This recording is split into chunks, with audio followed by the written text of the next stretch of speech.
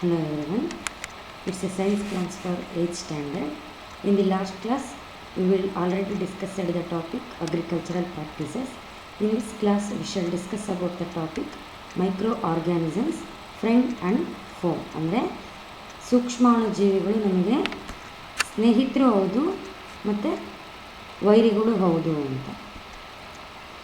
The microorganisms are microbes are so small in size that they can't be seen with the unaided eye. ಅಂದರೆ ಸೂಕ್ಷ್ಮಾಣುಜೀವಿಗಳು ತುಂಬ ಚಿಕ್ಕದಾಗಿರುತ್ತೆ, ನಮಗೆ ಬರಿದಾದ ಕಣ್ಣಿನಿಂದ ಅವು ಕಾಣೋದಿಲ್ಲ. Some of these such as fungus that grows on bread can be seen with the magnifying glass. ಅದರಲ್ಲಿ fungus ಅಂದರೆ bread ಮೇಲೆ spoil ಆಗಿರೋಂತಹ ಬ್ರೆಡ್ ಮೇಲೆ ಬೆಳೆದಿರೋಂಥ ಫಂಗಸ್ಸು ನಮಗೆ ಮ್ಯಾಗ್ನಿಫೈಯಿಂಗ್ ಗ್ಲಾಸ್ನ ಯೂಸ್ ಮಾಡಿ ನೋಡಿದ್ರೆ ನಮಗೆ ಕಾಣಿಸುತ್ತೆ. Other can't be seen without the help of microscope. ಇನ್ನು ಉಳಿದಂತಹ ಮೈಕ್ರೋ ಆರ್ಗ್ಯಾನಿಸಮ್ಸ್ ನಮಗೆ ಮೈಕ್ರೋಸ್ಕೋಪ್ ಇಲ್ದಲೇ ಕಾಣೋದಿಲ್ಲ. That's why these are called micro organisms or microbes. ಆದ್ದರಿಂದ ನಾವು ಇವನ್ನ ಮೈಕ್ರೋ ಆರ್ಗ್ಯಾನಿಸಮ್ಸ್ ಆರ್ ಮೈಕ್ರೋಬ್ಸ್ ಅಂತ ಕರಿತೀವಿ. Micro organisms are classified into 4 major groups. They are bacteria, fungi, protozoa and some algae. These are the types of bacteria. Collect some moist soil from the field in a beaker and add water to it. After soil particles have settled, observe a drop of water from the beaker under a microscope. What do you see? ಅಂದರೆ ನಾವು ಫೀಲ್ಡಲ್ಲಿರುವಂಥ ಅಂದರೆ ಹೊಲದಲ್ಲಿ ಇರುವಂಥ ಸ್ವಲ್ಪ ಮಣ್ಣನ್ನು ತಗೊಂಡು ಒಂದು ಬೀಕರಲ್ಲಿ ಹಾಕೋಣ. ನೆಕ್ಸ್ಟ್ ಆ ಬೀಕರಿಗೆ ನೀರನ್ನು ಹಾಕೋಣ. ಆಮೇಲೆ ಆ ನೀರು ಹಾಕಿದ್ಮೇಲೆ ಆ ಸಾಯಿಲ್ ಪಾರ್ಟಿಕಲ್ಸ್ ಎಲ್ಲ ಕೆಳಗೆ ಕೂತ ಮೇಲೆ ಏನು ಮಾಡೋಣ, observe A drop of water from the beaker under A microscope. ಅದರಲ್ಲಿ ಆ ಬೀಕರಲ್ಲಿರುವಂತಹ ಒಂದು ಡ್ರಾಪ್ ವಾಟರ್ನ ತಗೊಂಡು ಮೈಕ್ರೋಸ್ಕೋಪ್ನಲ್ಲಿ ಇಟ್ಟು ನೋಡೋಣ. Then activity 2, take a few drops of water from a pond, spread on a glass slide and observe through a microscope. ಅಂದರೆ ಕೊಳದಲ್ಲಿರುವಂತಹ ಕೆಲವೊಂದು ಡ್ರಾಪ್ಸ್ ನೀರನ್ನು ತಗೊಂಡು ಗ್ಲಾಸ್ ಸ್ಲೈಡ್ ಮೇಲೆ ಇಟ್ಬಿಟ್ಟು ಅದನ್ನು ಸಹ ಮೈಕ್ರೋಸ್ಕೋಪ್ನಲ್ಲಿ ಇಟ್ಟು ಅಬ್ಸರ್ವ್ ಮಾಡೋಣ. Do you find tiny organisms moving around? ಅಂದರೆ ಅದರಲ್ಲಿ ಚಿಕ್ಕದಾಗಿರುವಂತಹ ಆರ್ಗ್ಯಾನಿಸಮ್ಸು ಮೂವ್ ಆಗ್ತಾ ಇರೋದನ್ನೇನಾದರೂ ನೀವು ಗಮನಿಸ್ತೀರಾ? Observations. Those small things you observe through the microscope are called micro organisms. ಅಂದರೆ ಮೈಕ್ರೋಸ್ಕೋಪನ್ನು ಯೂಸ್ ಮಾಡಿಕೊಂಡು ನಾವು ಸ್ಮಾಲ್ ಥಿಂಗ್ಸನ್ನು ಅಬ್ಸರ್ವ್ ಮಾಡ್ತೀವಲ್ವ, ಆ ಸ್ಮಾಲ್ ಥಿಂಗ್ಸ್ಗೆ ನಾವೇನಂತ ಕರಿತೀವಿ? ಮೈಕ್ರೋ ಆರ್ಗ್ಯಾನಿಸಮ್ಸ್ ಅಂತ ಕರಿತೀವಿ. Some of the pictorial examples are given in the next section. ಅಂದರೆ ಪಿಕ್ಟೋರಿಯಲ್ ಎಕ್ಸಾಂಪಲ್ಸ್, ಅದನ್ನು ಇಮೇಜಸನ್ನು ನಾವು ನೆಕ್ಸ್ಟ್ ಸೆಕ್ಷನಲ್ಲಿ ನೋಡೋಣ. These are the types of algae. Then these are the types of paramecium. These are the types of fungi. These are the types of viruses. Where do microorganisms live? ಅಂದರೆ ಈ ಸೂಕ್ಷ್ಮಾಣುಜೀವಿಗಳು ಎಲ್ಲಿ ಬದುಕ್ತವೆ?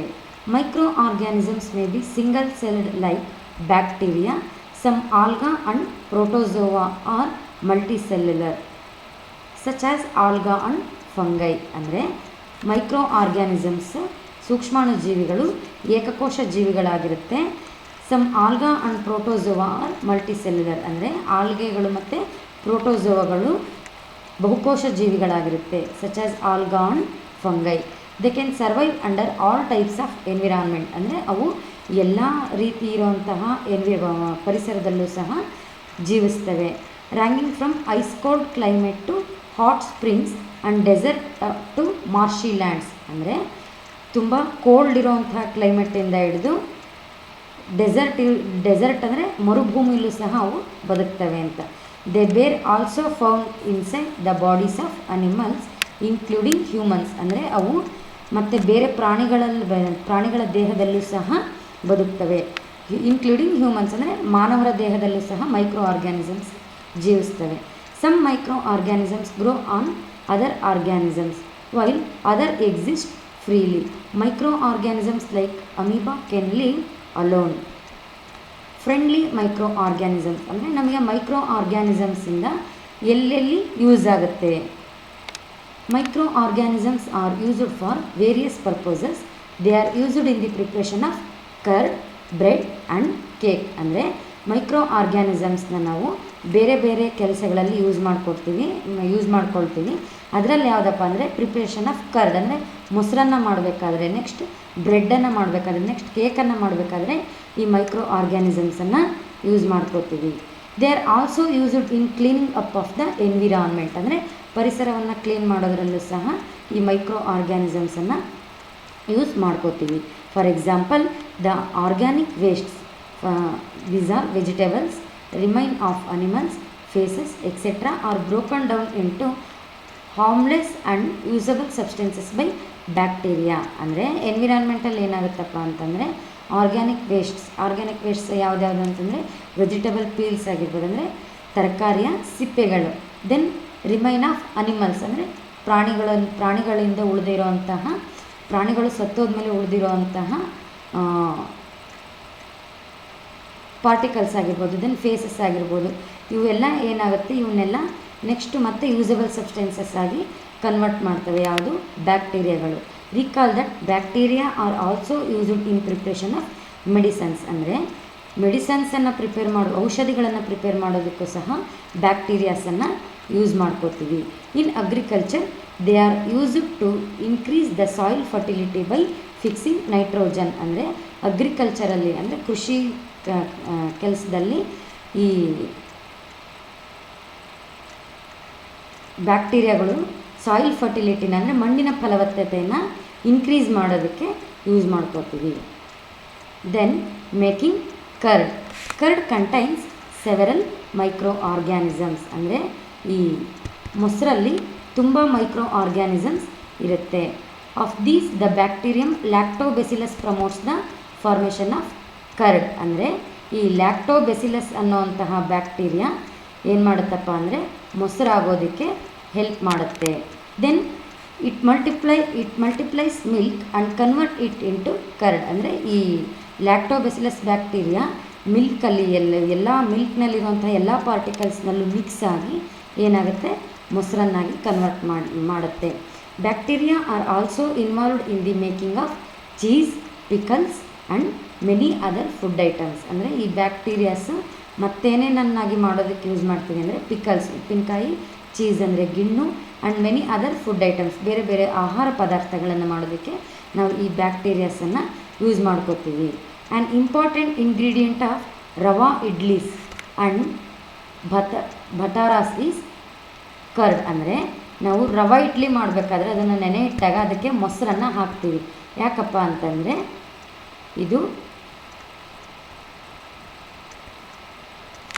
ಅಂತಂದರೆ ಇಲ್ಲಿ ಬ್ಯಾಕ್ಟೀರಿಯಾಸು ನಮಗೆ food item ಆಗೋದಕ್ಕೆ help ಆಗಲಿ ಅಂತ. Next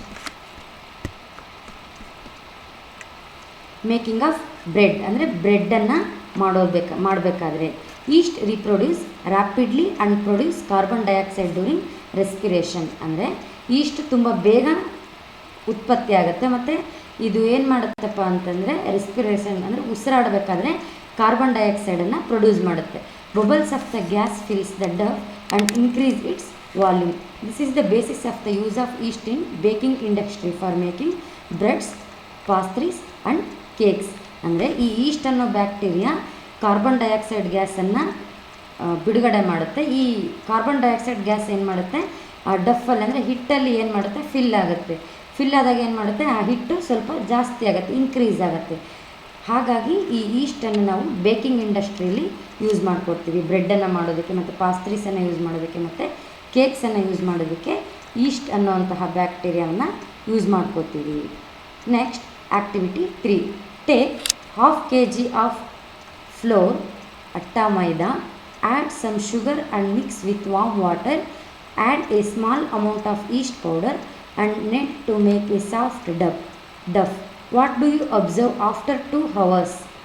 Did you find duff rising? ಅಂದರೆ ನಾವು ಅರ್ಧ kg ಅಷ್ಟು ಮೈದಾ ಹಿಟ್ಟನ್ನು ತೊಗೊಂಡ್ಬಿಟ್ಟು ಅದಕ್ಕೆ ಸ್ವಲ್ಪ ಸಕ್ಕರೆನ ಹಾಕಿ ಬಿಸಿ ನೀರನ್ನು ಹಾಕಿ ಕಲಸಿ ಇಡೋಣ.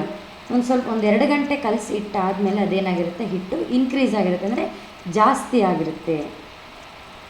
ಹಾಗಾದರೆ ಏನಾಗುತ್ತೆ ಆವಾಗ, ಈಸ್ಟ್ ರಿಪ್ರೊಡ್ಯೂಸ್ ರ್ಯಾಪಿಡ್ಲಿ, ಅಂದರೆ ಈಸ್ಟ್ ಏನಾಗುತ್ತೆ ತುಂಬ ಬೇಗ ರ್ಯಾಪಿಡಾಗಿ ರಿಪ್ರೊಡ್ಯೂಸ್ ಆಗುತ್ತೆ and produce carbon dioxide during respiration. ಅಂದರೆ ಈಸ್ಟ್ ಉಸಿರಾಡಬೇಕಾದ್ರೆ ಏನಾಗುತ್ತೆ, ಕಾರ್ಬನ್ ಡೈಆಕ್ಸೈಡನ್ನು ಪ್ರೊಡ್ಯೂಸ್ ಮಾಡುತ್ತೆ. Bubbles of the gas fill the deaf and increase its volume. ಅಂದರೆ ಆ ಹಿಟ್ಟಿನಲ್ಲಿರುವಂತಹ ಗ್ಯಾಪ್ಸಲ್ಲಿ ಏನಾಗುತ್ತೆ, ಆ ಗ್ಯಾಸ್ ಫಿಲ್ ಆಗಿ ಹಿಟ್ಟಿನ ವಾಲ್ಯೂಮು ಜಾಸ್ತಿ ಆಗುತ್ತೆ. This is the basis of the use of yeast in baking industry for making bread, pastries and cakes. ಅಂದರೆ ಹಾಗಾಗಿ ನಾವು ಈ ಈಸ್ಟನ್ನು ಬೇಕಿಂಗ್ ಇಂಡಸ್ಟ್ರಿಯಲ್ಲಿ ಬ್ರೆಡ್ ಮಾಡೋದಕ್ಕೆ, ಪಾಸ್ಟ್ರೀಸ್ ಮಾಡೋದಕ್ಕೆ ಮತ್ತು ಕೇಕ್ಸನ್ನು ಮಾಡೋದಕ್ಕೆ ಯೂಸ್ ಮಾಡ್ಕೋತೀವಿ. Then activity 4. Take a 500 ml beaker filled up to 3/4 with water, dissolve 2 to 3 teaspoons of sugar in it, add half a spoon of yeast powder to the sugar solution, keep it covered in a warm places for 4 to 5 hours. Now smell the solution. Could you get a smell? ಅಂದರೆ ಒಂದು ಬೀಕರಲ್ಲಿ 100 ml ಬೀಕರಲ್ಲಿ ನಾವು 3/4 ಭಾಗ ನೀರನ್ನು ತಗೊಂಡು ಅದಕ್ಕೆ 2 ರಿಂದ 3 tea spoons ಶುಗರನ್ನು add ಮಾಡಿ, ಸಕ್ಕರೆನ add ಮಾಡಿ, ನೆಕ್ಸ್ಟ್ ಏನು ಮಾಡಬೇಕಪ್ಪ ಅಂದರೆ add ½ a spoon of yeast powder to the sugar solution. ಆ ಶುಗರ್ ಸೊಲ್ಯೂಷನ್ ಇರುತ್ತಲ್ಲ ಅದಕ್ಕೆ ಏನು ಮಾಡಬೇಕು, ½ ಸ್ಪೂನಷ್ಟು ಈಸ್ಟ್ ಪೌಡ್ರನ್ನು ಹಾಕಬೇಕು. ಹಾಕಿ ಏನು ಮಾಡಬೇಕು, keep it covered in warm places for 4 to 5 hours. ಅಂದರೆ ಸ್ವಲ್ಪ ಬೆಚ್ಚಗಿರುವಂತಹ ಪ್ಲೇಸಸ್ಸಲ್ಲಿ ಏನು ಮಾಡಬೇಕು, 4 ರಿಂದ 5 ಅವರು ಅದನ್ನು ಎತ್ತಿಡಬೇಕು. ನಾವು ಸ್ಮೆಲ್ ದ ಸೊಲ್ಯೂಷನ್. ಇವಾಗ ಏನು ಮಾಡಬೇಕು, ಆ ಸೊಲ್ಯೂಷನ್ನಿನ ಸ್ಮೆಲ್ ನೋಡಬೇಕು. Could you get a smell, ಅಂದರೆ ಏನಾದರೂ ನಮಗೆ ಸ್ಮೆಲ್ ಸಿಗುತ್ತಾ? This is the smell of alcohol. ಅಲ್ಲಿ ಸಿಕ್ಕಂತಹ ಸ್ಮೆಲ್ ಯಾವುದಾಗಿರುತ್ತೆ, ಆಲ್ಕೋಹಾಲಿನ ಸ್ಮೆಲ್ ಆಗಿರುತ್ತೆ. As sugar has been converted into alcohol by yeast. ಈ ಈಸ್ಟ್ ಅನ್ನೋ ಬ್ಯಾಕ್ಟೀರಿಯಾದಿಂದ ಶುಗರ್ ಏನಾಗಿರುತ್ತೆ, ಆಲ್ಕೋಹಾಲ್ ಆಗಿ ಕನ್ವರ್ಟ್ ಆಗಿರುತ್ತೆ. ಯಾವ ರೀತಿ ಮೊಸರನ್ನು ಮಾಡಬೇಕಾದ್ರೆ ಮಿಲ್ಕ್ನಲ್ಲಿರೋಂತಹ ಕರ್ಡ್ನಲ್ಲಿರೋಂತಹ ಪಾರ್ಟಿಕಲ್ಸ್ ಎಲ್ಲ ಮಿಲ್ಕ್ ಪಾರ್ಟಿಕಲ್ಸ್ನ ಮೊಸರನ್ನಾಗಿ ಕನ್ವರ್ಟ್ ಮಾಡುತ್ತೋ, ಅದೇ ರೀತಿ ಇಲ್ಲೂ ಸಹ ಶುಗರನ್ನು ಎಲ್ಲ ಪಾರ್ಟಿಕಲ್ಸ್ ಸಹ ಆಲ್ಕೋಹಾಲ್ ಆಗಿ ಈ ಈಸ್ಟ್ ಕನ್ವರ್ಟ್ ಮಾಡುತ್ತೆ. This process of conversion of sugar into alcohol is known as fermentation. ಅಂದರೆ ಈ ಶುಗರ್ ಇದ್ದದನ್ನು ಆಲ್ಕೋಹಾಲನ್ನಾಗಿ ಕನ್ವರ್ಟ್ ಮಾಡೋದಕ್ಕೆ ನಾವೇನಂತ ಕರಿತೀವಿ, ಫರ್ಮೆಂಟೇಷನ್ ಅಂತ ಕರಿತೀವಿ. Next medicinal use of micro organisms. ಅಂದರೆ ವೈದ್ಯಕೀಯ ಕ್ಷೇತ್ರಗಳಲ್ಲಿ ನಾವು ಈ ಸೂಕ್ಷ್ಮಾಣು ಜೀವಿಗಳನ್ನು ಎಲ್ಲೆಲ್ಲಿ ಯೂಸ್ ಮಾಡ್ಕೊಳ್ತೀವಿ ಅನ್ನೋದ್ರ ಬಗ್ಗೆ ತಿಳ್ಕೊಳ್ಳೋಣ. Whenever you fall ill, the doctor may give you some antibiotic tablet, capsules or injections such as penicillin. The source of these medicines is micro organisms. ಅಂದರೆ ನಮಗೆ ಹುಷಾರಿಲ್ದಾಗ ನಾವು ಡಾಕ್ಟ್ರ್ ಹತ್ರ ಹೋದಾಗ ಡಾಕ್ಟ್ರ್ ಏನು ಮಾಡ್ತಾರೆ, ನಮಗೆ ಆ್ಯಂಟಿಬಯೋಟಿಕ್ ಟ್ಯಾಬ್ಲೆಟ್ಸ್ ಕೊಡ್ತಾರೆ ಅಥವಾ ಕ್ಯಾಪ್ಸೂಲ್ಸ್ ಕೊಡ್ತಾರೆ ಅಥವಾ ಆ್ಯಂಟಿಬಯೋಟಿಕ್ ಇಂಜೆಕ್ಷನ್ ಕೊಡ್ತಾರೆ. ಫಾರ್ ಎಕ್ಸಾಂಪಲ್ ಪೆನ್ಸಿಲಿನ್ ಅನ್ನೋಂತಹ ಇಂಜೆಕ್ಷನ್ನ ಕೊಡ್ತಾರೆ. These medicines kill or stop the growth of disease causing micro organisms.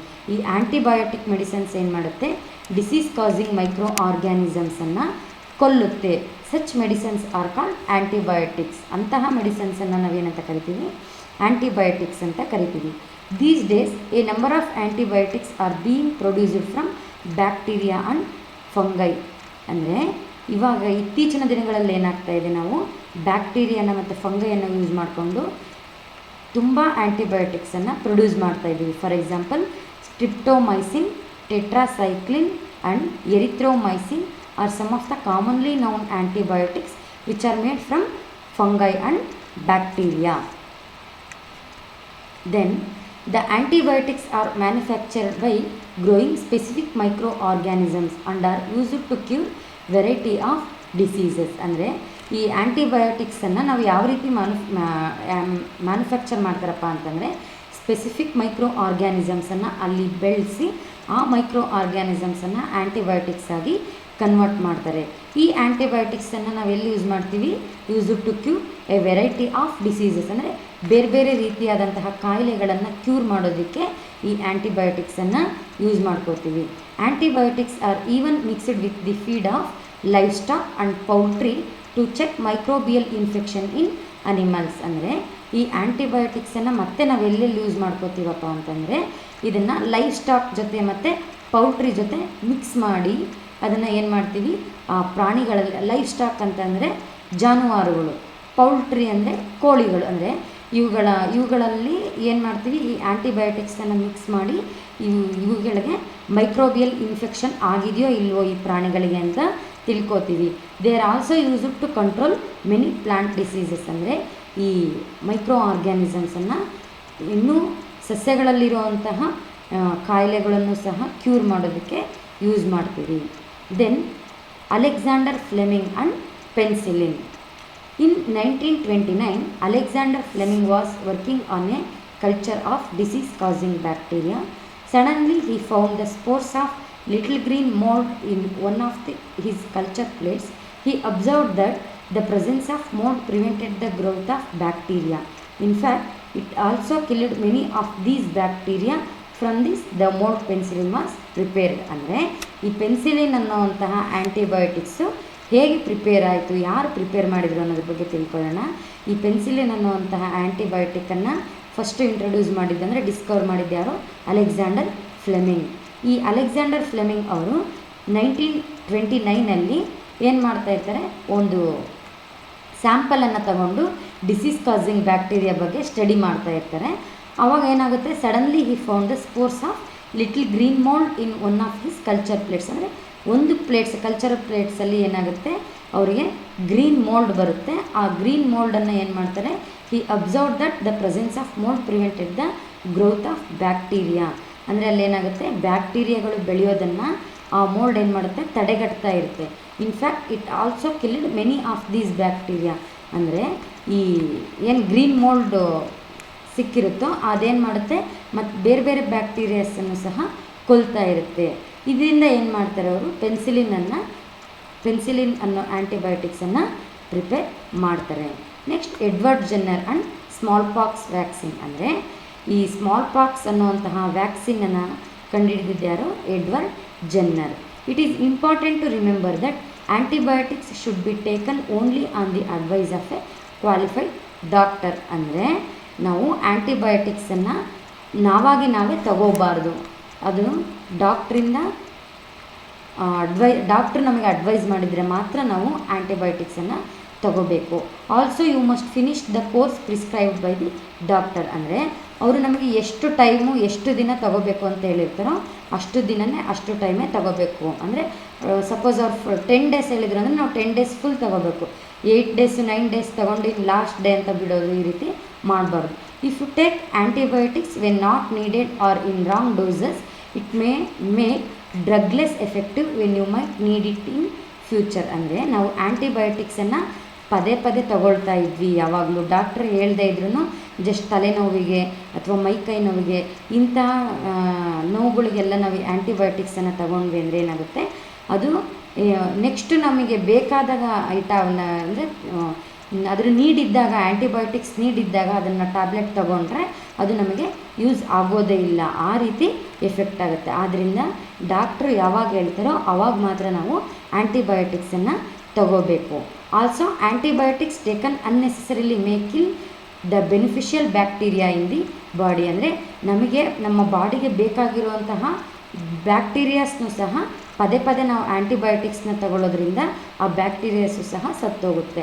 Antibiotics however are not effective against cold and flu as they are caused by virus. ಅಂದರೆ ನಮಗೆ ಶೀತ ಆದಾಗ ಅಥವಾ ಕೆಮ್ಮಾದಾಗ, ನೆಗಡೆ ಆದಾಗ ಏನು ಮಾಡ್ತೀವಿ, ಆ್ಯಂಟಿಬಯೋಟಿಕ್ಸ್ ತಗೊಳ್ತಿರ್ತೀವಿ. ಈ ಆ್ಯಂಟಿಬಯೋಟಿಕ್ಸನ್ನು ತಗೋಬಾರ್ದು ಈ ಕೋಲ್ಡು ಫ್ಲೂಗೆಲ್ಲ, ಏಕೆಂದರೆ ಇವು ಏನೂ ಎಫೆಕ್ಟ್ ಮಾಡೋದಿಲ್ಲ. ಆ್ಯಂಟಿಬಯೋಟಿಕ್ಸ್ ಕೋಲ್ಡ್ಗೆ ಮತ್ತು ಫ್ಲೂಗೆ. ಯಾಕಪ್ಪ ಅಂದರೆ ಈ ಕೋಲ್ಡು ಮತ್ತು ಫ್ಲೂ ಏನಾಗಿರುತ್ತೆ, ವೈರಸಸ್ ಆಗಿರುತ್ತೆ. Then Edward Jenner discover the vaccine for small pox ಅಂತಂದರೆ, ಈ ಸ್ಮಾಲ್ ಪಾಕ್ಸ್ ಅನ್ನುವಂತಹ ಕಾಯಿಲೆಗೆ ಯಾರು ವ್ಯಾಕ್ಸಿನನ್ನು ಪ್ರಿಪೇರ್ ಮಾಡಿದ್ರು ಅಂದರೆ, ಡಿಸ್ಕವರ್ ಮಾಡಿದ್ರು ಅಂದರೆ Edward Jenner. Why are childrens and infants given vaccination ಅಂದರೆ, ಮಕ್ಕಳು ಮತ್ತು ತುಂಬ ಚಿಕ್ಕ ಮಕ್ಕಳು, ಬೇಬಿ ಹುಡ್ಡಲ್ಲಿರುವಂಥ ಮಕ್ಕಳು ಅಂದರೆ ಹುಟ್ಟಿದ ಮಕ್ಕಳು, ಹುಟ್ಟಿದಾಗಿಂದ ಒಂದು 2 ವೀಕ್ಸ್ ಅಥವಾ 1 ಇಯರ್ ಆಗೋವರೆಗೂ ಇರೋವಂತಹ ಮಕ್ಕಳು ಮತ್ತು ಒಂದು 5 ಇಯರ್ಸ್ ಅಥವಾ 10 ಇಯರ್ಸ್ ಇರೋವಂಥ ಮಕ್ಕಳಿಗೂ ಸಹ ವ್ಯಾಕ್ಸಿನ್ಸನ್ನು ಕೊಡ್ತೀವಿ. ಯಾಕೆ ಕೊಡ್ತಾರೆ doctors? When a disease carrying microbes enters our body, the body produces antibiotics to fight the invader. ಅಂದರೆ ನಮ್ಮ ದೇಹಕ್ಕೆ ಕಾಯಿಲೆ ತರುವಂತಹ ಮೈಕ್ರೋ ಆರ್ಗ್ಯಾನಿಸಮ್ಸು ದೇಹದೊಳಗೆ ಬಂದವು ಅಂತಂದರೆ ನಮ್ಮ ಬಾಡಿ ಏನು ಮಾಡುತ್ತೆ, ನಮ್ಮ ಬಾಡಿಲಿರುವಂತಹ ಆ್ಯಂಟಿಬಯೋಟಿಕ್ಸ್ ಏನು ಮಾಡುತ್ತೆ, ಮೈಕ್ರೋ ಆರ್ಗ್ಯಾನಿಸಮ್ಸ್ ವಿರುದ್ಧ ಫೈಟ್ ಮಾಡುತ್ತೆ. The body also remembers how to fight the microbe if it enters again. ಮತ್ತೆ ಆ ಮೈಕ್ರೋ ಆರ್ಗ್ಯಾನಿಸಮ್ಸ್ ನಮ್ಮ ಬಾಡಿಗೆ ಬಂತು ಅಂದರೆ ಯಾವ ರೀತಿ ಫೈಟ್ ಮಾಡಬೇಕು ಅಂತಲೂ ಸಹ ನಮ್ಮ ಬಾಡಿಲಿರುವಂತಹ ಆ್ಯಂಟಿಬಯೋಟಿಕ್ಸ್ಗೆ ಗೊತ್ತಿರುತ್ತೆ. So if dead or weakened microbes are introduced in healthy body ಅಂದರೆ ಆರೋಗ್ಯವಾಗಿರುವಂತಹ ದೇಹದಲ್ಲಿ ಡೆಡ್ ಅಥವಾ ಸತ್ತೋಗಿರುವಂಥ ಅಥವಾ ವೀಕ್ ಆಗಿರುವಂತಹ ಮೈಕ್ರೋಬ್ಸನ್ನು ಇಂಟ್ರೊಡ್ಯೂಸ್ ಮಾಡಿದರೆ ಏನಾಗುತ್ತೆ, the body fights and kills them by producing suitable antibiotics. ನಮ್ಮ ದೇಹದಲ್ಲಿರುವಂತಹ ಆ್ಯಂಟಿಬಯೋಟಿಕ್ಸ್ ಏನು ಮಾಡುತ್ತೆ, ಅವುಗಳ ವಿರುದ್ಧ ಹೋರಾಡಿ ಅವುಗಳನ್ನು ಕೊಲ್ಲುತ್ತೆ. The antibodies remain in the body and we are protected from disease causing microbes. ಅಂದರೆ ಈ ಆ್ಯಂಟಿಬಾಡೀಸ್ ಏನಾಗಿರುತ್ತೆ, ನಮ್ಮ ಬಾಡೀಲಿ ಎನಿ ಟೈಮ್ ಇದ್ದೇ ಇರುತ್ತೆ. ಅವು ಯಾಕಿರುತ್ತಪ್ಪ ಅಂತಂದರೆ ಅವೇನು ಮಾಡ್ತವೆ, ಡಿಸೀಸ್ ಕಾಸಿಂಗ್ ಮೈಕ್ರೋ ಆರ್ಗ್ಯಾನಿಸಮ್ಸಿಂದ ಅಂದರೆ ನಮ್ಮ ದೇಹಕ್ಕೆ ಕಾಯಿಲೆ ತರುವಂತಹ ಸೂಕ್ಷ್ಮಾಣುಜೀವಿಗಳಿಂದ ನಮ್ಮನ್ನು ಯಾವಾಗಲೂ ಪ್ರೊಟೆಕ್ಟ್ ಮಾಡ್ತಾನೆ ಇರುತ್ತೆ. This is how vaccine works. ಅಂದರೆ ವ್ಯಾಕ್ಸಿನ್ನು ಈ ರೀತಿ ವರ್ಕ್ ಮಾಡುತ್ತೆ. Several diseases including cholera, tuberculosis, small pox and hepatitis Ken prevented by vaccination. ಅಂದರೆ ಕಾಲರಾ ಆಗಿರ್ಬೋದು, TB ಕಾಯಿಲೆ ಆಗಿರ್ಬೋದು, ಸ್ಮಾಲ್ ಪಾಕ್ಸ್ ಆಗಿರ್ಬೋದು ಮತ್ತು ಹೆಪಟೈಟಿಸ್ ಅಂದರೆ HIV ಆಗಿರ್ಬೋದು. ಇವೆಲ್ಲ ಯಾವುದರಿಂದ ನಾವು ತಡೆಗಟ್ತೀವಪ್ಪ ಅಂತಂದರೆ ವ್ಯಾಕ್ಸಿನೇಷನ್ನಿಂದ ತಡೆಗಟ್ತಾರೆ.